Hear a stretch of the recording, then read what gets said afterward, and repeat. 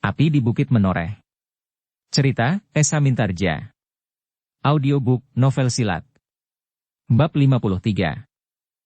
Tampaklah wajah Ki Gede Pemanahan berkerut-kerut. Wajah itu tiba-tiba menjadi tegang.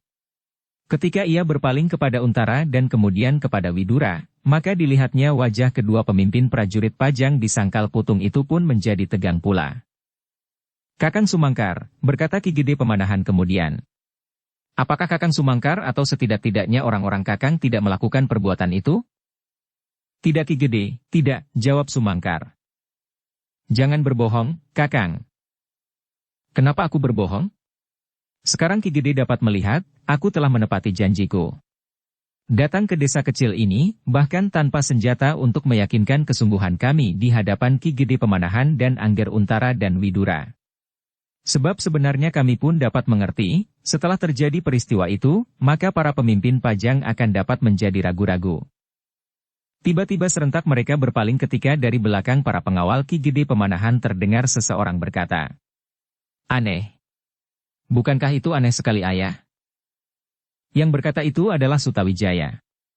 Beberapa langkah ia mendesak maju sehingga kemudian ia berdiri di samping Untara, menghadap ke arah Sumangkar itu pula.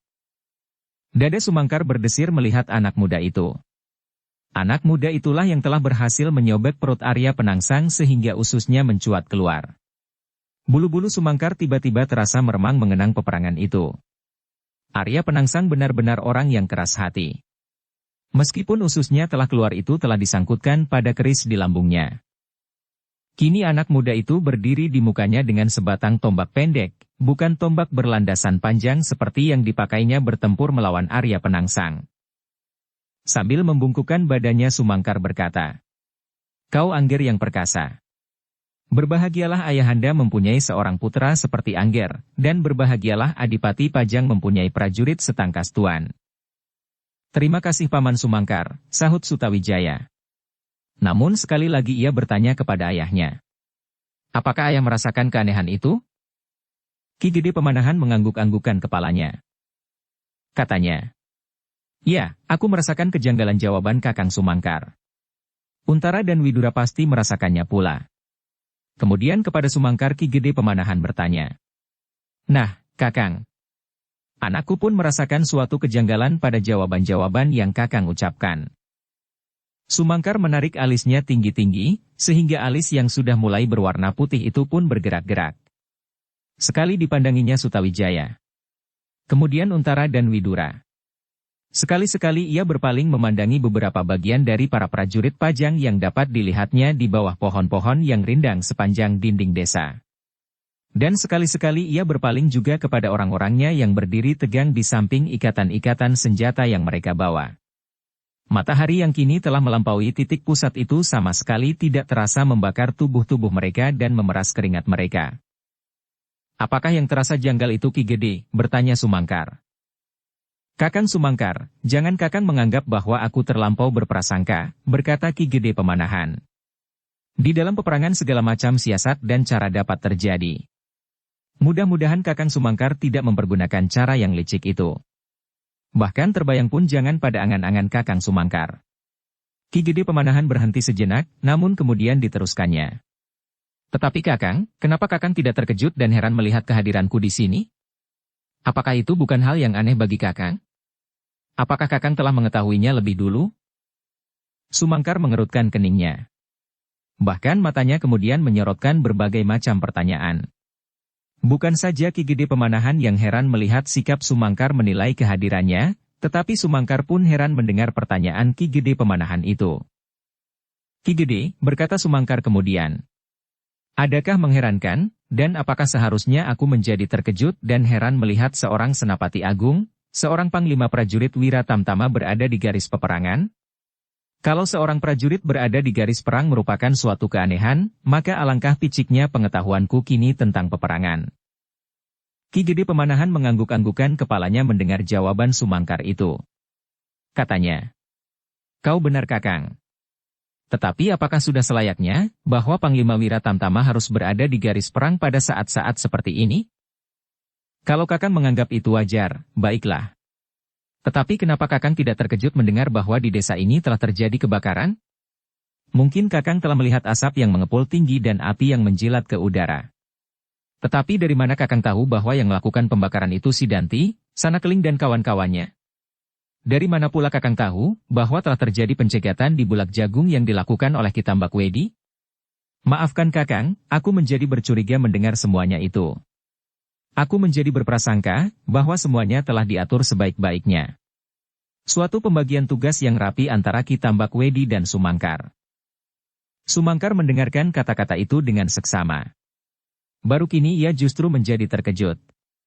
Tampak orang itu mengerutkan alisnya, kemudian wajahnya menegang sesaat. Tetapi ternyata hatinya telah benar-benar semeleh. Orang tua itu telah benar-benar meletakkan suatu tekad, bahwa ia sampai sedemikian jauh telah berbuat sebaik-baiknya dalam kemauan yang sebaik-baiknya pula. Karena itu maka sejenak kemudian ia menjadi tenang kembali. Pertanyaan Ki Gede Pemanahan adalah pertanyaan yang sewajarnya, berkata Sumangkar itu kemudian. Kecurigaan dan prasangka Ki Gede pun beralasan. Tetapi perkenankanlah aku mencoba menjelaskan. Ki Gede, ketika aku melihat api yang menyala di desa ini, aku menjadi bercuriga. Bukan saja aku sendiri, tetapi hampir seluruh orang-orang Jipang menjadi bimbang. Apakah sebenarnya yang telah terjadi? Apakah api itu suatu pertanda bahwa Pajang membatalkan perjanjian? Maksudku, Pajang membatalkan niatnya untuk menerima kami kembali? Karena itulah maka aku mencoba untuk mengetahui apa yang telah terjadi. Ternyata dari balik gerumbul-gerumbul itu aku melihat si Danti, Sanakeling dan alap-alap Jalatunda berlari-lari meninggalkan desa ini. Bukankah dengan demikian menjadi jelas, bahwa yang melakukan pembakaran ini pasti si Danti dan orang-orangnya? Seterusnya aku menyangka, bahwa di belakang si Danti pasti ada Tambak Wedi. Dan apakah dugaan itu meleset? Tentang Bulak Jagung Ki Gede, memang aku telah mendengarnya lebih dahulu sebelum aku bertemu dengan Ki Gede. Dari siapa Kakang mendengar? Bertanya Ki Gede Pemanahan, Kiai Gringsing. Gede Pemanahan mengerutkan keningnya. Nama itu masih asing baginya. Meskipun ia pernah mendengarnya sekali dua kali disebut-sebut oleh Untara, namun nama itu sama sekali tidak mendapat perhatian yang khusus daripadanya. Tetapi Untara, Widura apalagi Agung Sedayu dan Swandaru terkejut mendengar nama itu disebut oleh Sumangkar. Bahkan dengan serta-merta Untara bertanya. Apakah Kiai Gringsing sekarang berada di sana? Iya, sahut Sumangkar. Kiai Gringsing berada di antara orang-orang Jipang yang akan menyerah. Siapakah orang itu? Bertanya Ki Gede Pemanahan. Kiai Gringsing Ki Gede. Seorang dukun dari Dukuh Pakuwon. Nama yang dipergunakannya sehari-hari adalah Ki Tanumetir, sahut Untara. Wajah Ki Gede Pemanahan masih berkerut-kerut. Nama Tanumetir itu pun tak dikenalnya. Tetapi adalah menarik perhatian bahwa orang yang bernama Ki Tanumetir itu dapat berada di kedua belah pihak. Maka kembali ia bertanya. Untara, apakah dukun yang bernama Ki Tanumetir itu sering berada di Sangkal Putung dan sering berada di dalam laskar orang-orang Jipang? Tidak Ki Gede, jawab Untara. Dukun tua itu selalu berada di Sangkal Putung. Dukun itu pula lah yang telah menyembuhkan lukaku sampai 2 kali. Namun dalam persoalan ini, persoalan penyerahan orang-orang Jipang ini, Ki Tanumetirlah yang seolah-olah menjadi perantara. Aku minta orang tua itu membuka jalan antara orang-orang Jipang itu dan Sangkal Putung. Apakah orang itu dapat dipercaya? Bertanya Pemanahan pula. Sepengetahuanku Ki Gede, dan menurut tanggapanku maka aku mempercayainya, jawab Untara. Tetapi kenapa ia sekarang berada di sana? Untara tidak dapat menjawab pertanyaan itu. Ia memang mencari orang tua itu sejak ia kembali dari Bulak Jagung, tetapi ia tidak sempat menemukannya. Ternyata Ki Tanumetir itu telah berada di antara orang-orang Jipang. Ki Gede. Sumangkarlah yang kemudian menjawab pertanyaan Ki Gede Pemanahan itu. Kiai Gringsing datang dengan membawa pertanyaan seperti yang tersimpan di dalam hati Ki Gede. Kiai Gringsing bertanya, kenapa kami telah berbuat curang, mencegat Ki Gede di Bulak Jagung? Namun kecurigaan Kiai Gringsing dapat segera terhapus setelah ia melihat persiapan kami. Apalagi Kiai Gringsing sendiri melihat pertentangan pendapat antara aku dan Sanakeling pada saat kami menentukan sikap ini. Dengan demikian maka Kiai Gringsing segera memaklumi, bahwa pasti Ki Tambak Wedilah yang telah berbuat onar itu dengan maksud-maksud tertentu tanpa sepengetahuanku. Kembali wajah Ki Gede menjadi berkerut-kerut. Dicobanya untuk dapat mengerti penjelasan Sumangkar itu. Tetapi karena Ki Gede Pemanahan belum tahu benar tentang orang yang bernama Kiai Gringsing, maka kepada Untara ia bertanya. Untara, bagaimanakah tanggapanmu tentang Kiai Gringsing itu?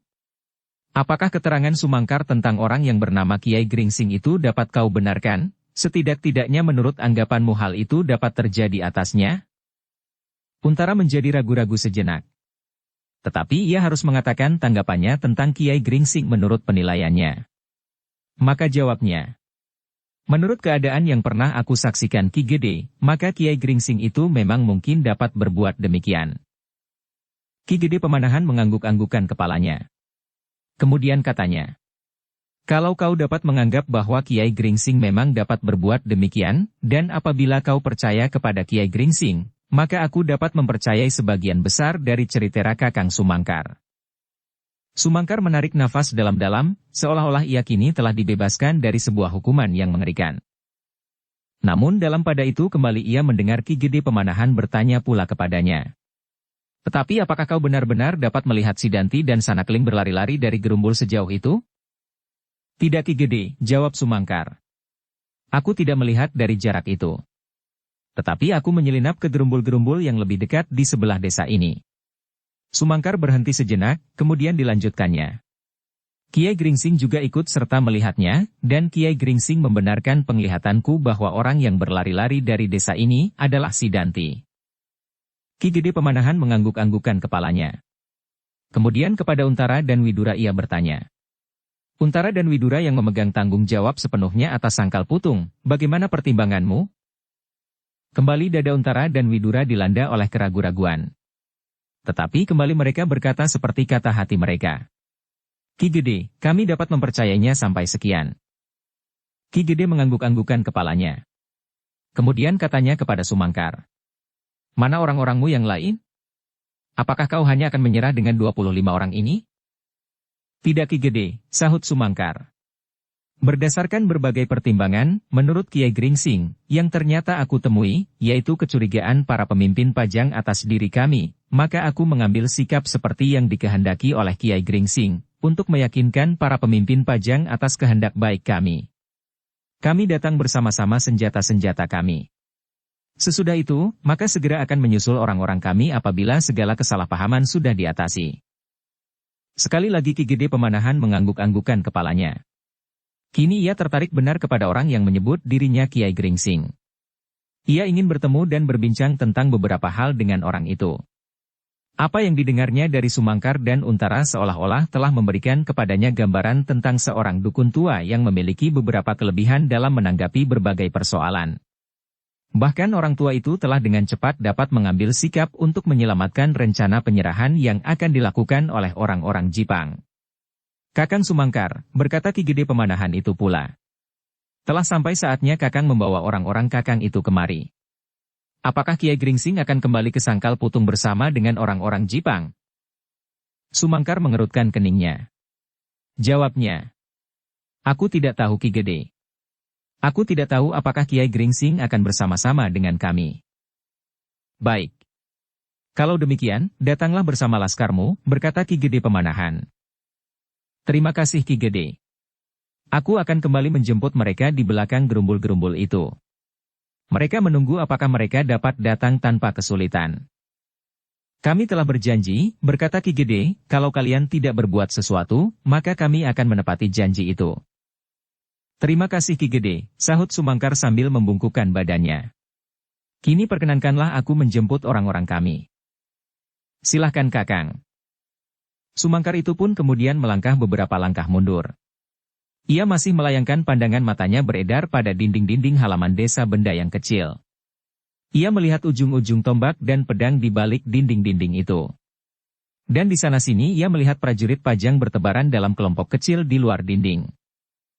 Kemudian setelah ia memutar tubuhnya ia berkata kepada orang-orang Jipang yang masih berdiri di samping onggokan senjata yang mereka bawa. Kalian tetap di sini.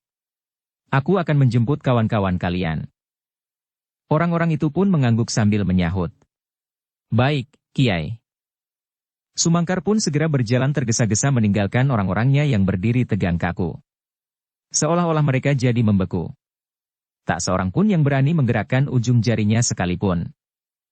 Orang-orang Sangkal Putung dan para prajurit Pajang memandangi orang-orang itu dengan sorot mata yang aneh. Bahkan salah seorang anak muda Sangkal Putung bergumam lirih. Berapa orang anak-anak muda Sangkal Putung yang pernah dilukai oleh mereka, dan bahkan dibunuhnya. Kawannya yang berdiri di sampingnya berpaling. Perlahan-lahan ia mengangguk-anggukkan kepalanya. Kenapa kita tidak menghancurkan mereka itu saja di sarang mereka? Kawannya yang lain menyahut. Sungguh menyenangkan. Sesudah tangannya berlumuran darah kami, mereka datang untuk berjabat tangan dengan tangan-tangan kami. Dan kami pun harus menyambut uluran tangan berdarah itu.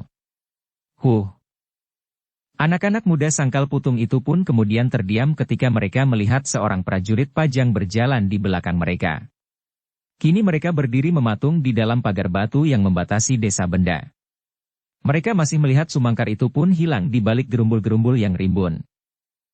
Ketika salah seorang dari mereka ingin berkata pula, maka ia pun terdiam ketika ia melihat Ki Gede Pemanahan melangkah maju mendekati orang-orang Jipang yang berdiri kaku di samping onggokan-onggokan senjata mereka. Berkata Ki Gede Pemanahan kepada salah seorang dari mereka. Siapa namamu? Orang itu menjadi berdebar-debar. Tergagap ia menjawab. Suradapa. Suradapa Ki Gede. Ki Gede Pemanahan mengangguk-anggukkan kepalanya sambil mengulangi nama itu. Suradapa. Nama itu bagus sekali, orang Jipang itu menundukkan kepalanya. Apakah kau sudah beristri? Sumangkar mencoba bertanya. Sudah Ki Gede. Berapakah anakmu? Waktu aku tinggalkan istriku, anakku ada 8 Ki Gede. Orang itu berhenti sejenak, lalu meneruskan. Sekarang mungkin anakku telah menjadi 10. Ki Gede terkejut, berapa lama kau meninggalkan istrimu? Apakah istrimu beranak kembar? Tidak, Ki Gede.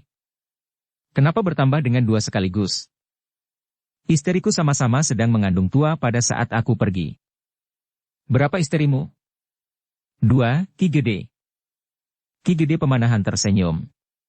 Ditepuknya bahu orang Jipang itu sambil berkata. Kau terlampau kurus untuk beristri 2. Tetapi kau memang kaya akan anak. Tetapi kenapa kau menyerah? Orang itu menundukkan kepalanya. Ia mendapat kesulitan untuk menjawab pertanyaan itu.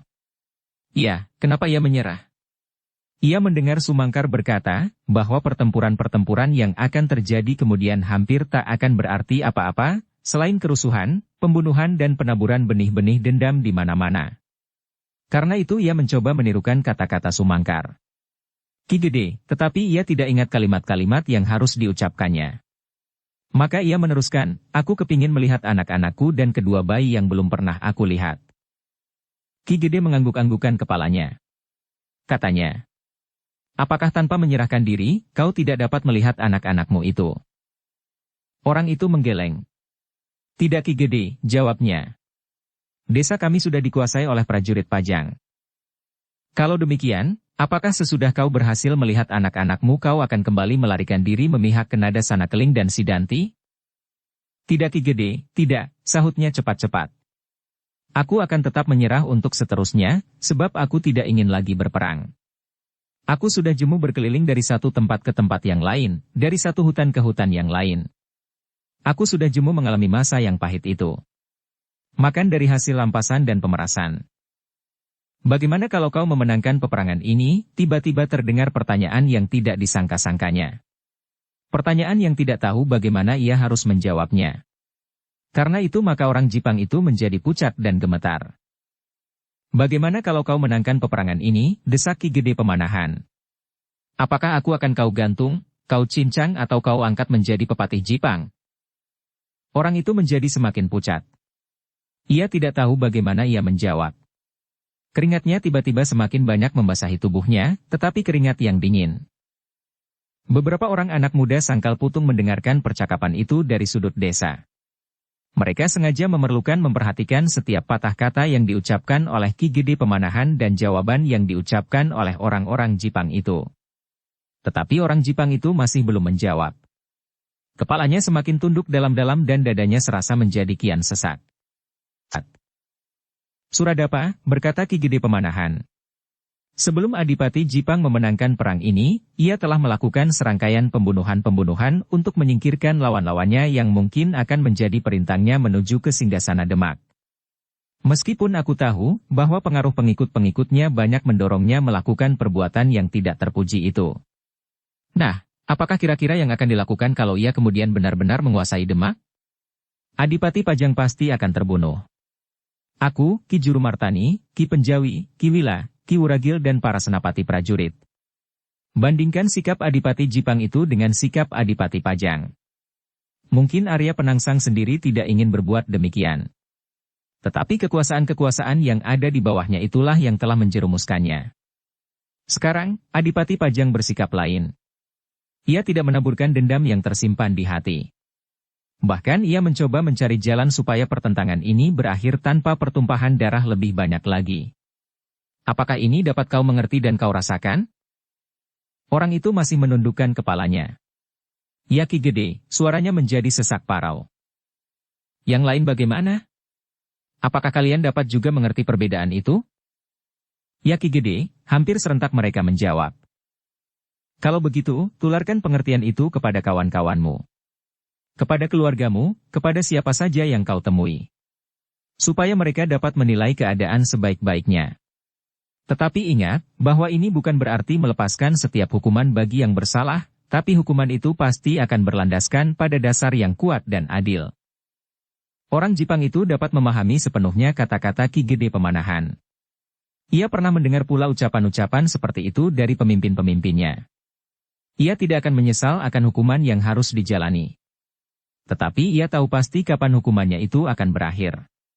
Dan ia tahu pasti bahwa menilik sikap dan perbuatan para pemimpin prajurit Pajang, maka setiap hukuman pasti akan dilakukan di atas dasar-dasar perikemanusiaan yang adil dan tidak melanggar pancaran sinar cinta kasih dari Tuhan yang Maha Besar.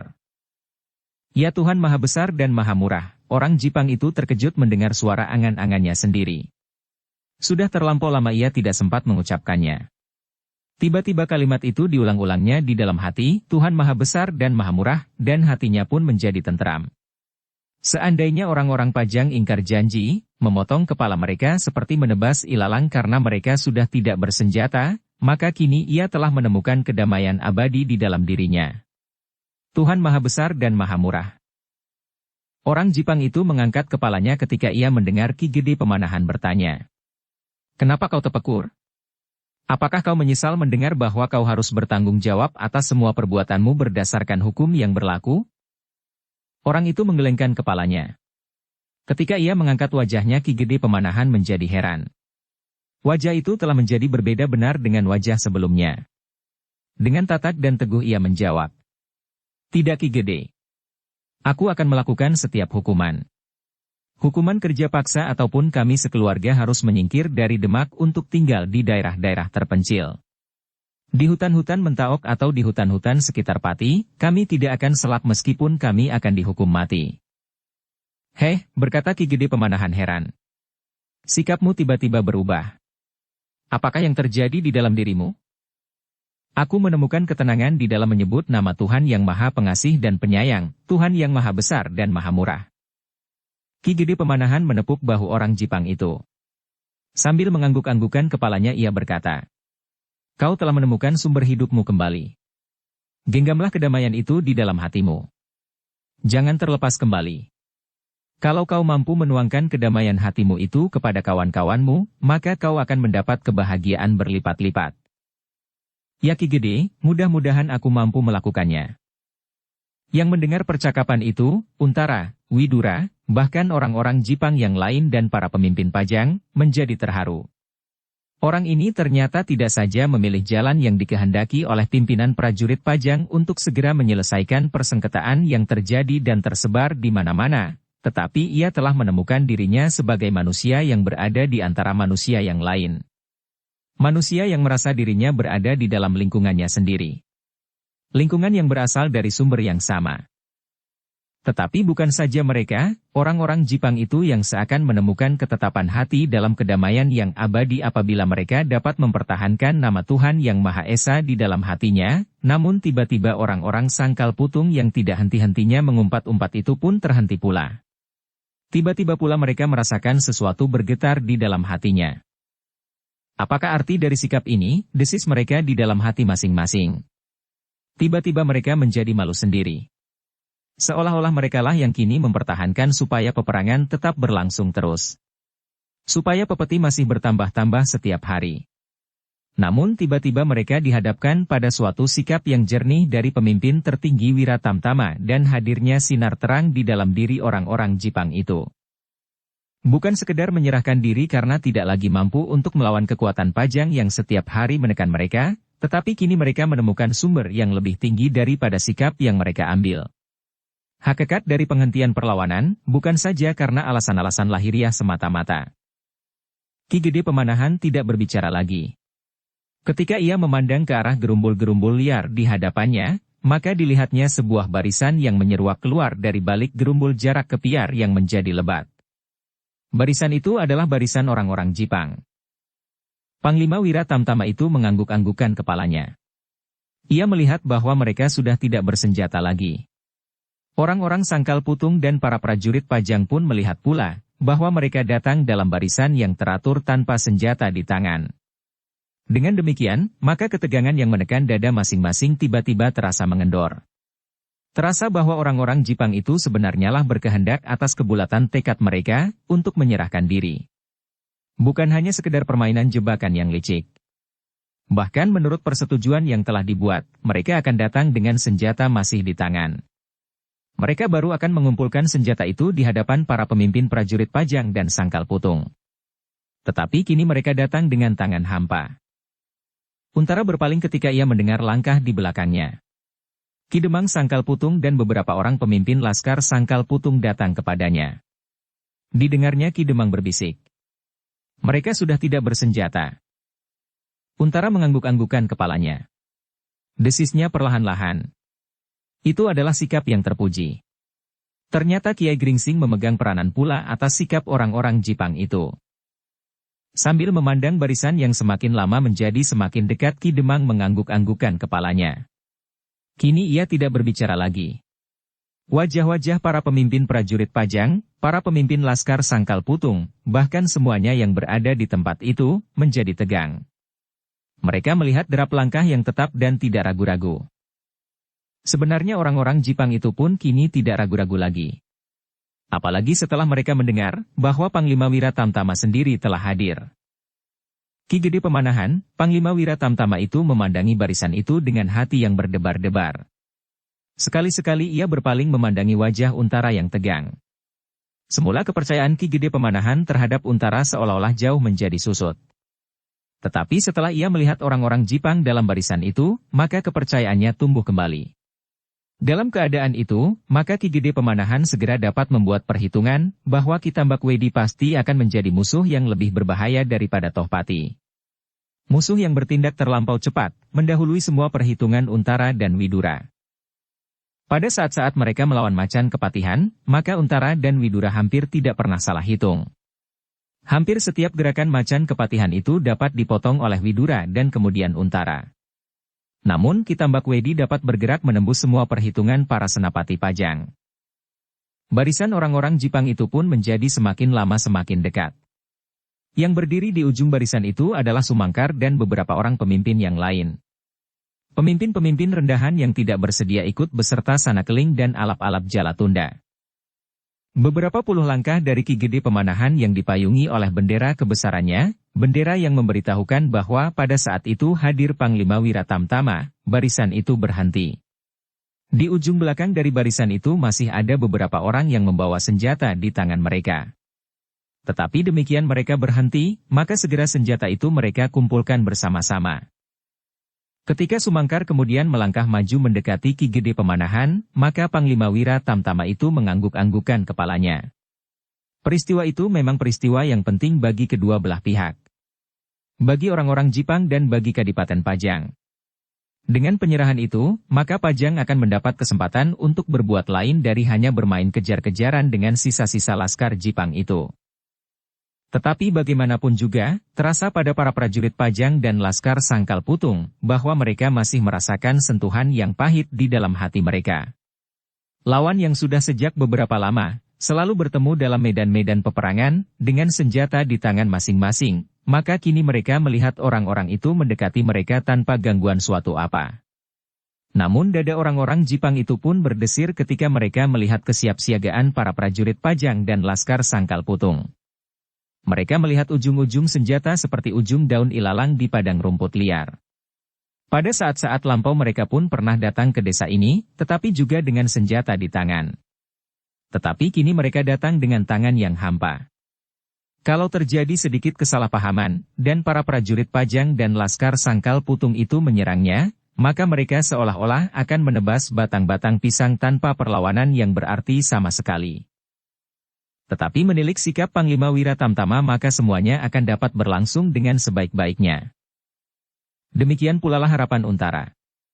Ia telah memberanikan diri mengharap kehadiran Ki Gede Pemanahan dengan pengharapan yang serupa itu. Semula ia ragu-ragu akan ketaatan para prajurit Pajang dan Laskar Sangkal Putung terhadap keputusan yang diambilnya. Menerima orang-orang Jipang yang menyerahkan diri dengan beberapa bentuk pengampunan. Karena itu, apabila Ki Gede Pemanahan bersedia hadir, akibatnya pasti akan menguntungkan kedua belah pihak.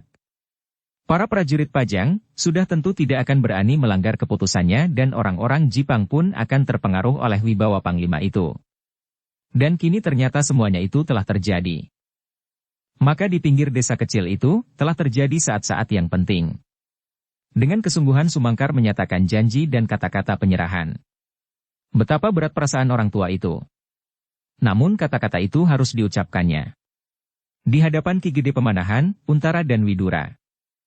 Ki Gede Pemanahan, Untara, Widura, Ki Demang Sangkal Putung, dan para pemimpin yang lain mendengarkan kata-kata Sumangkar itu dengan penuh minat. Setiap patah kata telah menunjukkan kesungguhan hati orang tua itu untuk benar-benar mengakhiri perlawanan. Ki Gede Pemanahan. Sumangkar itu pun kemudian mengakhiri kata-katanya. Kami dengan ini menyatakan kesungguhan hati kami untuk menyerahkan diri tanpa syarat apapun ke hadapan Ki Gede Pemanahan, ke hadapan Senapati untuk daerah ini dan kepada pimpinan prajurit Pajang di Sangkal Putung beserta para pemimpin Kademangan. Kami tidak akan mengingkari kesalahan-kesalahan yang telah kami lakukan sehingga karenanya kami tidak akan menghindarkan diri dari setiap hukuman yang akan diletakkan di atas pundak kami. Ki Gede Pemanahan mengangguk-anggukkan kepalanya. Ia telah mendengar dengan baik semua ucapan Sumangkar. Karena itu maka kemudian ia pun berkata, "Penyerahanmu kami terima. Semoga saat ini benar-benar dapat mengakhiri kerusuhan-kerusuhan yang terjadi. Tetapi sayang, bahwa penyerahan ini tidak sempurna. Masih ada beberapa orang dari kalian yang tidak bersedia berbuat seperti ini dan bahkan telah bekerja bersama dengan Ki Tambak Wedi. Tetapi itu bukan kesalahan kalian. Ketahuilah, bahwa terhadap mereka tidak ada pilihan lain kecuali dilenyapkan. Untuk seterusnya akan berlaku, semua persetujuan kalian dengan Senapati Pajang untuk daerah ini, Untara. Semoga Tuhan selalu menerangi hati kita semua. Hati kami, dan hatimu semua." Yang berbicara kemudian adalah Untara. Ia hanya menguraikan beberapa segi pelaksanaan. Orang-orang Jipang itu harus tinggal di benda sebelum mereka dibawa ke Pajang bersama-sama dengan Ki Gede Pemanahan. Dalam pada itu tiba-tiba terdengar Sutawijaya bertanya, "Heh, Paman Sumangkar yang suka mengembara, bukankah jalan ini pula yang menuju ke Alas Mentaok?" Semua yang mendengar pertanyaan Sutawijaya yang sama sekali tidak ada hubungannya dengan persoalan yang sedang terjadi itu, menjadi heran. Dengan wajah bertanya-tanya mereka hampir serentak berpaling memandangnya. Ki Gede Pemanahan pun heran pula mendengar pertanyaan itu, sehingga katanya, "Apakah kau sedang bermimpi, Jeheng?" "Tidak, Ayah," sahut Sutawijaya. "Aku tiba-tiba saja ingin mengetahui, jalan ini akan menuju kemana. Apakah hubungannya dengan persoalan orang-orang Jipang yang menyerahkan diri dan Pamanmu Sumangkar?" "Aku hanya ingin bertanya kepada Paman Sumangkar, karena Paman Sumangkar hampir selama ini selalu mengembara berkeliling. Mungkin Paman Sumangkar telah pernah menyelusur jalan ini terus ke barat." Ki Gede Pemanahan menarik nafas panjang-panjang. Ia tahu pikiran apakah yang bergejolak di dalam dada anak itu. Sutawijaya pasti sedang berpikir tentang alas Mentaok yang pernah dijanjikan oleh Adipati Pajang kepada dirinya, dan tanah pati bagi kawan seperjuangannya melawan Adipati Jipang pada saat itu. Dan Sutawijaya pun pasti pernah mendengar janji itu, sehingga tiba-tiba saja ia menyebut tanah alas Mentaok. Dalam pada itu terdengar Sumangkar berkata, "Ya, Nger. Jalan ini akan sampai ke alas Mentaok, tetapi jalan terlampau sulit. Beberapa bagian hutan di sebelah barat itu harus dilampaui. Meskipun hutan ini tidak terlampau lebat, tetapi hutan itu pun cukup luas. Sekali-sekali Angger akan sampai di pedukuhan-pedukuhan kecil yang terserak-serak. Tetapi tempat-tempat itu hampir tak berarti. Padukuhan kecil dan miskin. Padukuhan yang hampir tidak pernah bersangkut paut dengan pemerintahan karena letak dan keadaan penduduknya. Tetapi agak yang ke sebelah barat, Angger akan menjumpai daerah yang subur. Daerah yang cukup mempunyai kedudukan di daerah selatan, Prambanan. Di daerah itu pasti juga sudah dilindungi oleh sepasukan prajurit dari Pajang. Sayang aku tidak tahu, siapakah yang berada di sana. Ki Gede Pemanahan pasti mengetahuinya. Prambanan adalah kademangan yang hampir sekaya Sangkal Putung. Kalau Angger masuk lebih dalam lagi, maka Angger akan sampai ke hutan Tambak Baya, setelah melewati Candi Sari, Cupuatu, dan beberapa pedukuhan kecil yang lain. Di sebelah barat hutan Tambak Baya itulah nanti Angger akan menjumpai hutan belukar yang besar, alas Mentaok. Apakah belum ada pedukuhan sama sekali di sekitar hutan itu, Paman? Ada, Angger. Pliridan, Gumawang, Lipura dan hampir di ujung selatan, dekat pantai lautan terdapat pula daerah yang sudah mulai subur dan ramai, Mangir. Sutawijaya, potong Ki Gede Pemanahan. Untuk apa kau ketahui semuanya itu? Aku sendiri pernah menjelajahi hampir setiap sudut yang berada di dalam wilayah Demak. Aku pernah juga sampai ke tempat-tempat yang disebut-sebut oleh Kakang Sumangkar. Tetapi sekarang ini bukanlah saatnya untuk berbicara tentang alas Mentaok. Sutawijaya terdiam mendengar kata-kata ayahnya. Ia menyadari bahwa ayahnya dan para pemimpin prajurit Pajang di Sangkal Putung kini sedang menghadapi tugas yang berat, sehingga pertanyaannya tentang alas Mentaok pasti hanya akan mengganggu saja. Setelah Sutawijaya tidak bertanya-tanya lagi, maka segala sesuatu segera mulai dipersiapkan. Untara segera mengatur tempat-tempat penampungan orang-orang Jipang itu, sedang Widura mempersiapkan para prajurit Pajang yang harus menjaga padesan kecil ini. Bukan saja menghadapi setiap orang yang mungkin dapat berubah pendirian selama mereka berada dalam penampungan, tetapi juga terhadap setiap usaha Sanakeling dan Sidanti, untuk mengacaukan keadaan. Adalah mungkin sekali mereka tiba-tiba datang dan membuat keributan. Menghasut orang-orang Jipang yang sudah menyerah atau mengancam mereka, sebab mereka kini sudah tidak bersenjata. Ketika upacara penyerahan itu telah selesai, serta segala macam persiapan penampungan telah cukup, maka Ki Gede Pemanahan serta para pemimpin prajurit Pajang dan Sangkal Putung pun segera bersiap untuk kembali ke induk Kademangan. Ki Gede Pemanahan sendiri telah memberikan beberapa pesan khusus bagi para prajurit Pajang yang bertugas menjaga desa terpencil itu. Bagaimana mereka harus menghadapi orang-orang Jipang yang sudah menyerah itu, dan bagaimana mereka harus menghadapi lawan yang masih tetap memandi senjata-senjata mereka apabila mereka benar-benar datang. Untuk kepentingan itu, maka di sekitar desa benda telah diletakkan beberapa pengawas yang harus dapat menilai setiap perkembangan keadaan dengan tepat. Kepada Sumangkar, Ki Gede Pemanahan berpesan, "Kakang, kalian akan kami tinggalkan. Kakang adalah tetua orang-orang Jipang, segala sesuatu harus selalu berada dalam pengawasan Kakang. Kakanglah orang satu-satunya yang dapat langsung berhubungan dengan para prajurit Pajang yang sedang bertugas di tempat ini. Apapun yang kurang serasi menurut penilaian Kakang, maka Kakang akan dapat memberitahukannya kepada para petugas." "Baik Ki Gede. Kami akan mematuhi perintah itu," sahut Sumangkar.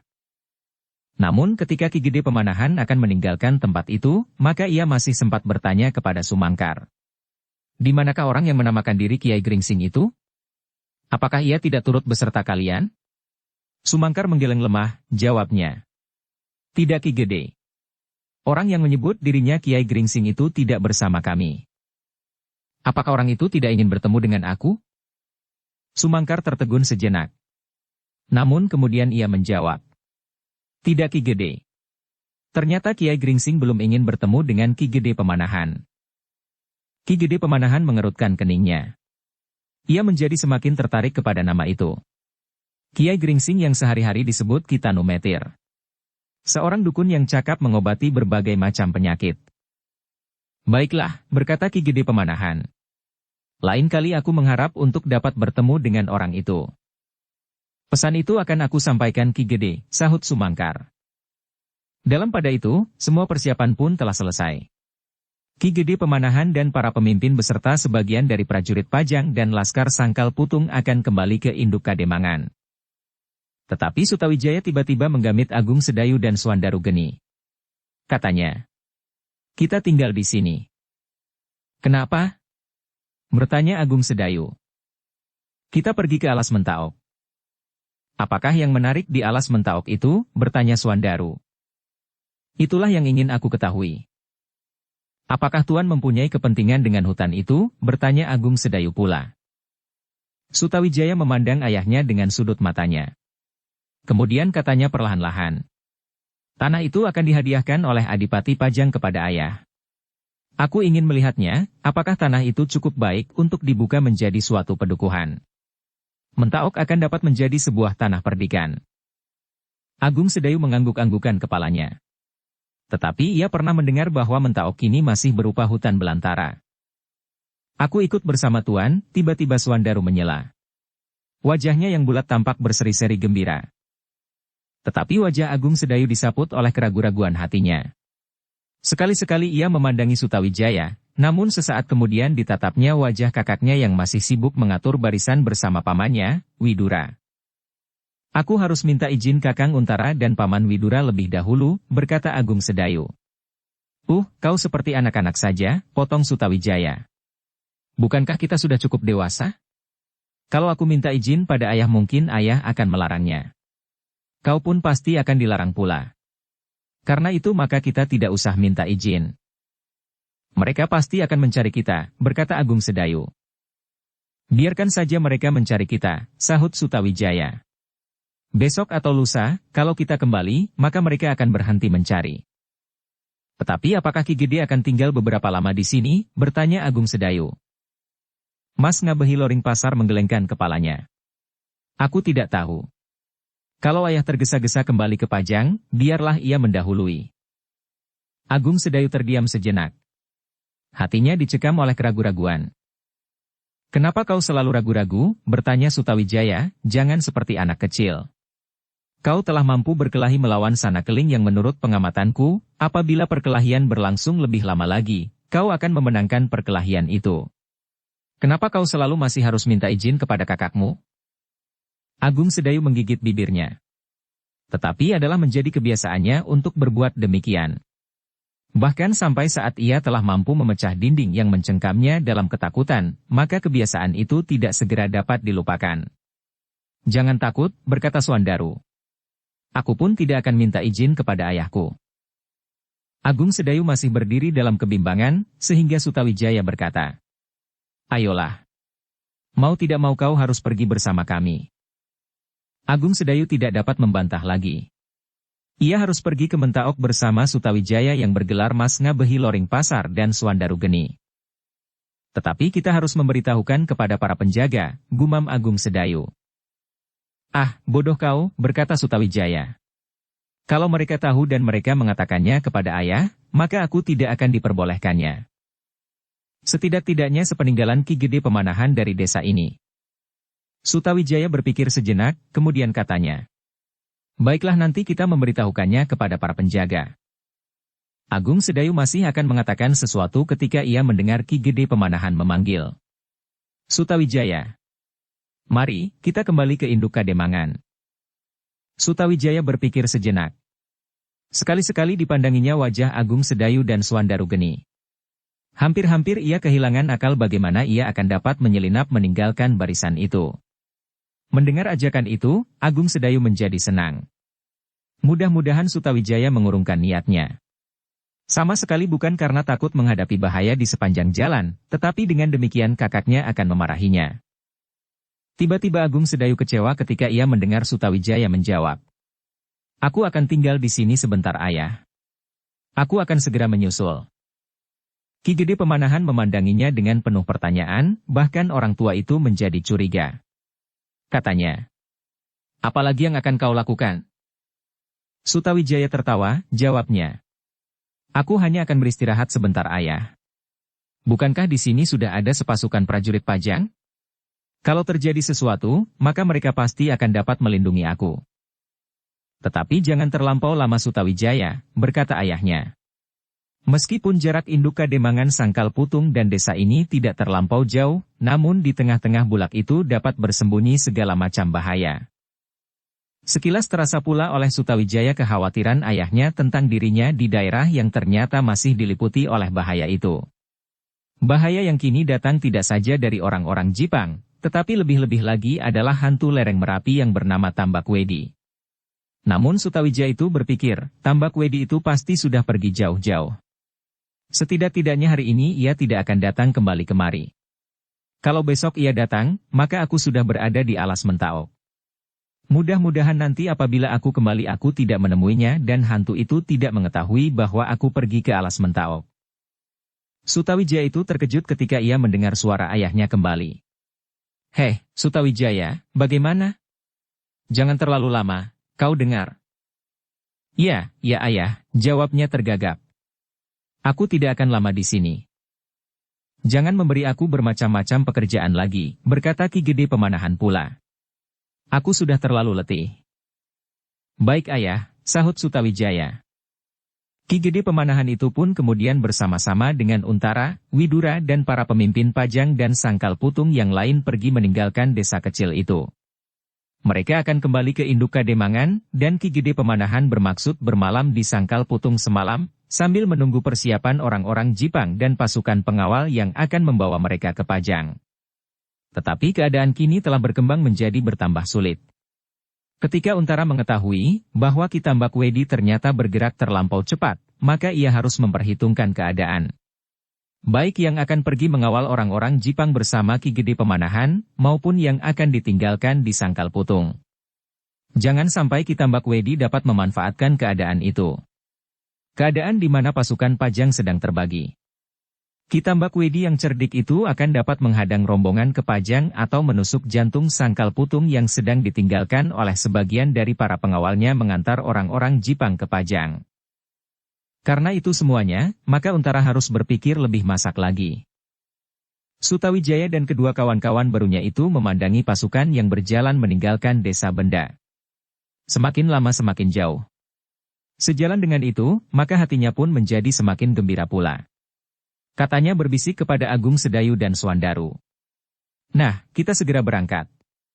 Jangan menunggu matahari terlampau rendah.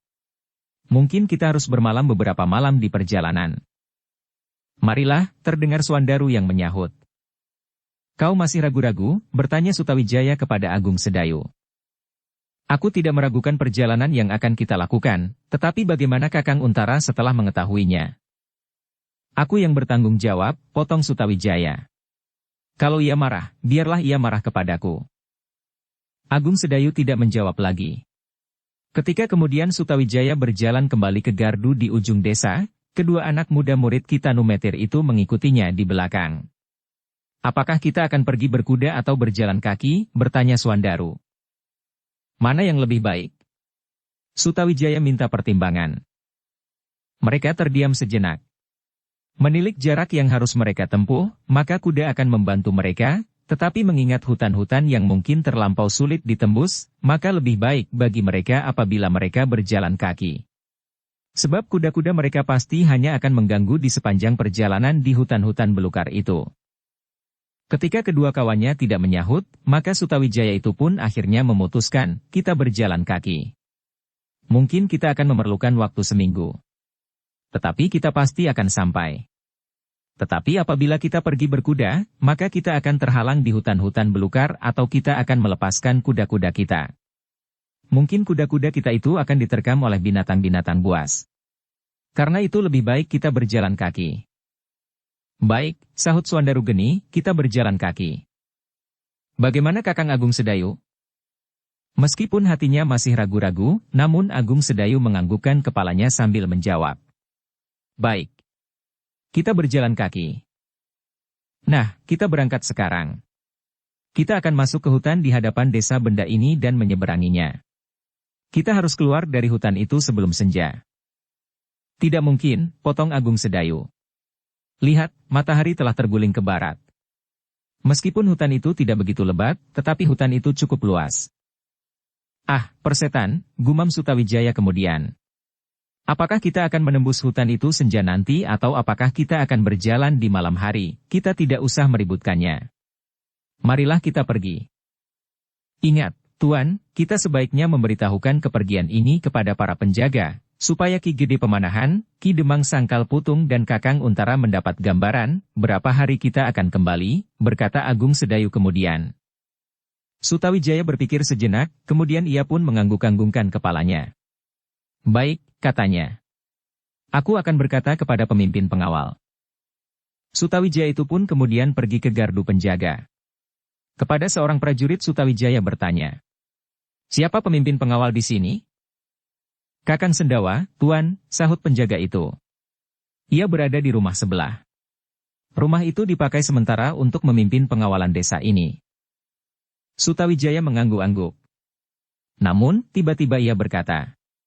Katakan kepadanya, aku akan pergi ke Alas Mentaok. Prajurit itu terkejut, sehingga matanya terbeliak.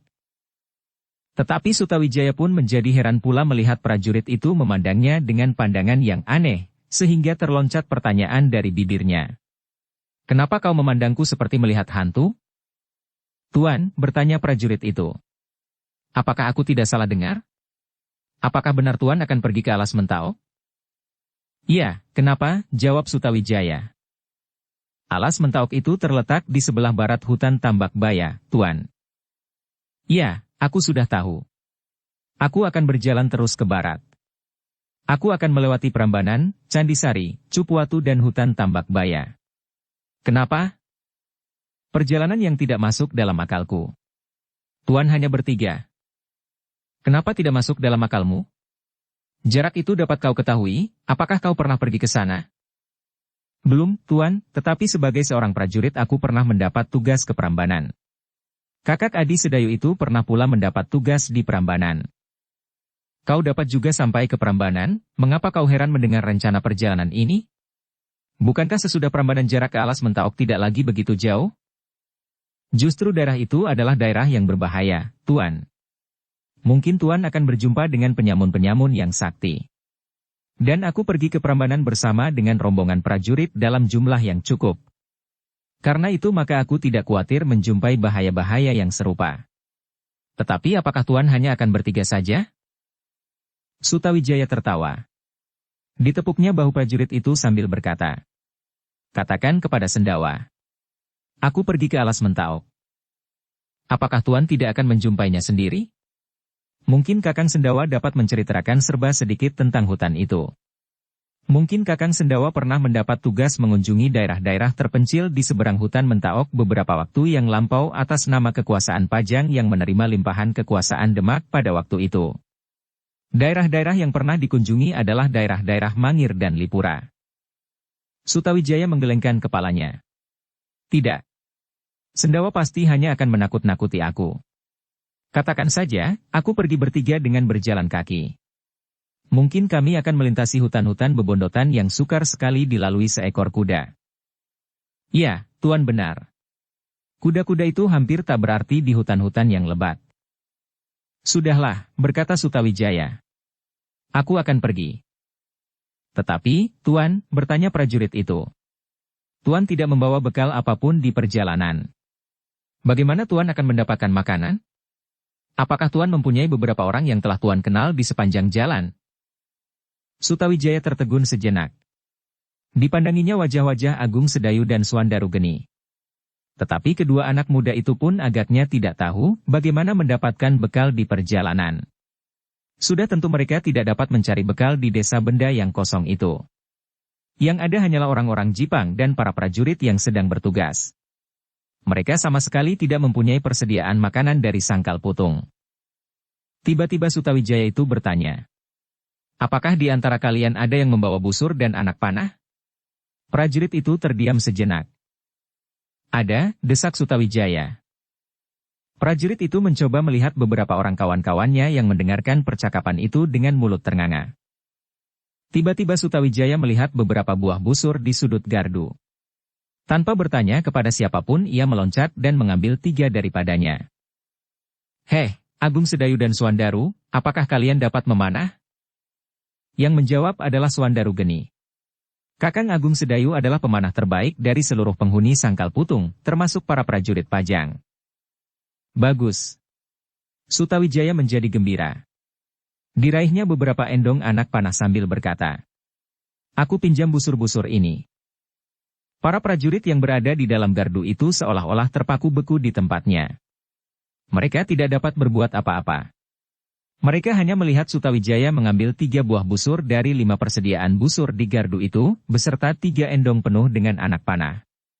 Mereka kemudian melihat Sutawijaya meloncat keluar sambil membagikan ketiga busur itu kepada Agung Sedayu dan Suandaru Geni. "Kalian tidak akan mendapat musuh lagi di sini.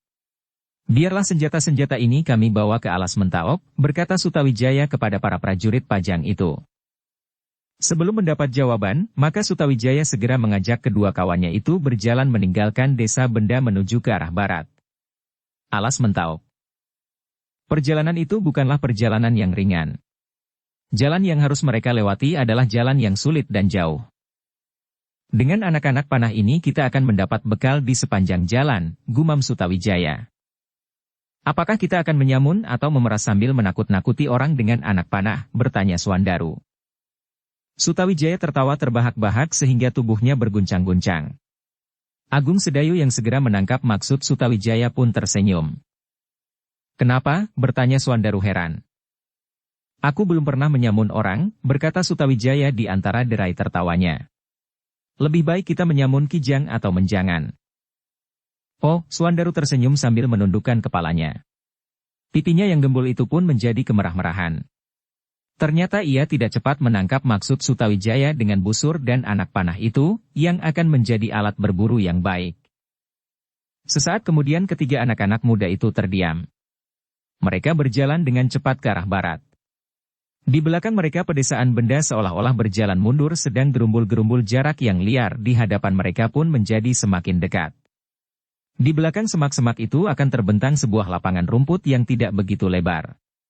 Dan di seberang lapangan itu mereka akan mendapatkan sebuah hutan yang cukup luas, meskipun tidak terlampau lebat. Di langit, matahari telah melewati titik puncaknya dan dengan perlahan-lahan turun ke cakrawala. Namun panasnya masih terasa seakan-akan membakar kulit. Sutawijaya, Agung Sedayu, dan Suandaru berjalan tanpa berpaling lagi. Panas matahari telah memeras keringat mereka sehingga seluruh pakaian mereka menjadi basah. Kulit mereka yang menjadi semerah tembaga, menjadi berkilat-kilat karena keringat dan debu yang melekat.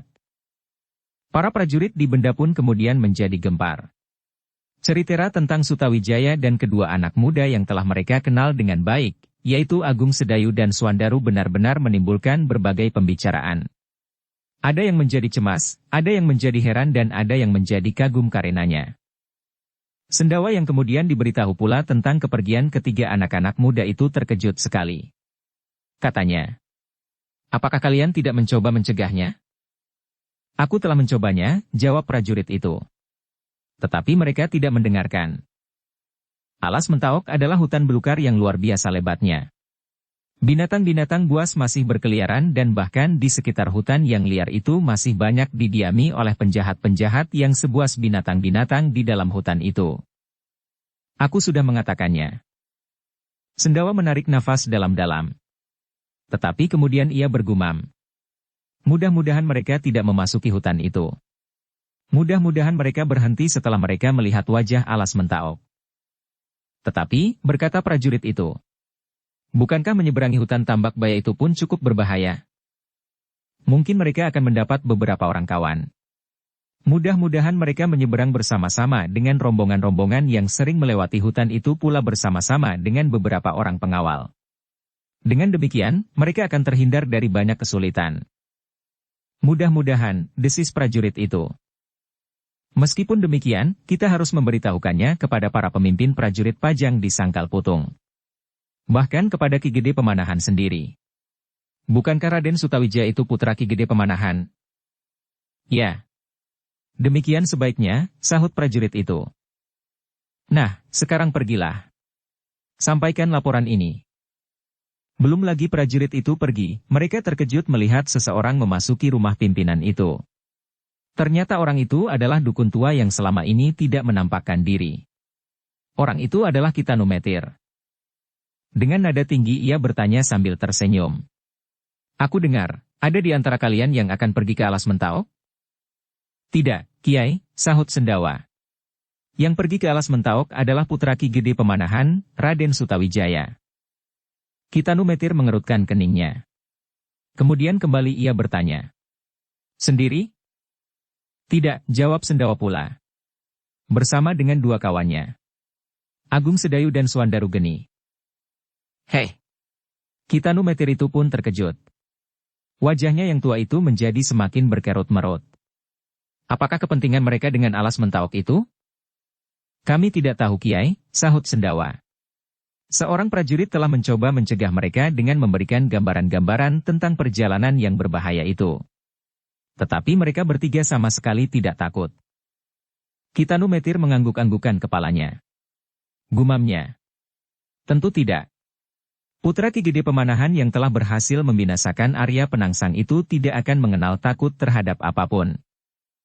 Tetapi perjalanan itu sangat berbahaya. Ya, kembali dukun tua itu bergumam seolah-olah untuk dirinya sendiri.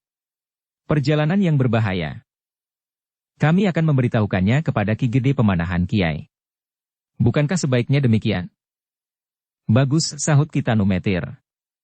Beritahukan kepada Ki Gede Pemanahan. Apakah mereka belum lama berangkat? Dan apakah mereka berkuda? Belum terlampau lama. Mereka tidak berkuda. Apakah dengan berkuda anak-anak itu akan dapat dicapai sebelum mereka masuk ke dalam hutan? Sendawa mengerutkan keningnya. Dicobanya menghitung waktu yang sudah dipergunakan oleh Sutawijaya. Namun kemudian ia mengambil kesimpulan. Mungkin mereka telah memasuki hutan itu Kiai. Mereka sudah meninggalkan padukuhan ini sesaat setelah pasukan Pajang kembali ke induk Kademangan Sangkal Putung. Tetapi agaknya para prajurit lebih senang memperbincangkannya lebih dahulu, baru memberitahukannya kepadaku. Tampaklah sejenak kecemasan membayang di wajah orang tua itu. Namun hanya sejenak. Kemudian kembali ia tersenyum. Bagus. Secepatnya kalian beritahukan kepada Ki Gede Pemanahan. Anak-anak itu hanya berjalan kaki saja bukan? Baik, Kiai, sahut Sendawa. Kemudian kepada prajurit yang memberitahukannya, Sendawa berkata, laporkan kepada Ki Gede Pemanahan, atau kepada Ki Untara atau Ki Widura. Baik, jawab prajurit itu sambil menganggukkan kepalanya. Kemudian menghilang di belakang pintu rumah itu. Dengan tergesa-gesa ia pergi ke belakang gardu untuk mengambil seekor kuda. Para prajurit yang lain, yang melihat seorang kawannya berlari-lari mengambil seekor kuda segera mengetahuinya, bahwa prajurit itu harus melaporkan kepergian Raden Sutawijaya bersama dengan Agung Sedayu dan Swandaru kepada Ki Gede Pemanahan, Untara dan Ki Demang Sangkal Putung. Meskipun demikian, salah seorang dari mereka pun bertanya, apakah kau akan menyusul anak-anak muda itu atau akan pergi ke Sangkal Putung? Aku hanya akan melapor, sahut prajurit itu sambil meloncat ke atas punggung kuda. Sesaat kemudian maka kuda itu pun melontar berlari menyusul pasukan Pajang dan laskar Sangkal Putung yang kembali ke induk Kademangan. Suara kakinya berderap di atas tanah berbatu-batu, mengejutkan para pengawal dan bahkan orang-orang Jipang yang sedang beristirahat di dalam rumah-rumah. Di ujung lorong yang lain beberapa orang pengawal menghentikannya. Salah seorang dari mereka bertanya, "Kemana kau?" "Menyusul Ki Gede Pemanahan." "Ada sesuatu yang penting?" "Ya. Aku harus memberitahukan bahwa putra Ki Gede Pemanahan bersama Agung Sedayu dan Swandaru Geni tanpa setahu Ki Gede sendiri pergi ke Alas Mentaok." "Alas Mentaok?" beberapa mulut bersama-sama mengulanginya. "Ya." "Mengapa?" "Tak seorang pun di antara kami yang tahu. Apa perlunya maka putra Ki Gede itu pergi ke Mentaok?" Para pengawal itu tidak bertanya lagi. Prajurit itu pun kembali memacu kudanya. Derap kakinya melemparkan kepulan debu yang putih ditimpa sinar matahari yang telah menjadi semakin condong ke barat. Dengan tergesa-gesa prajurit itu berusaha untuk dapat menyusul Ki Gede Pemanahan secepatnya. Ketika telah dilewatinya beberapa padukuhan kecil, maka kemudian dilihatnya ujung panji-panji. Tiba-tiba hatinya menjadi berdebar-debar. Apakah jawabnya nanti apabila Ki Gede itu bertanya kepadanya, mengapa putranya itu tidak dicegahnya? Akhirnya kuda itu menjadi semakin dekat. Beberapa orang di barisan yang paling belakang yang lebih dahulu mendengar derap kakinya, segera berpaling. Ketika mereka melihat seekor kuda berlari kencang, maka mereka pun menjadi terkejut. Apakah yang terjadi? Pertanyaan itu mengetuk setiap dada para prajurit Pajang dan Laskar Sangkal Putung.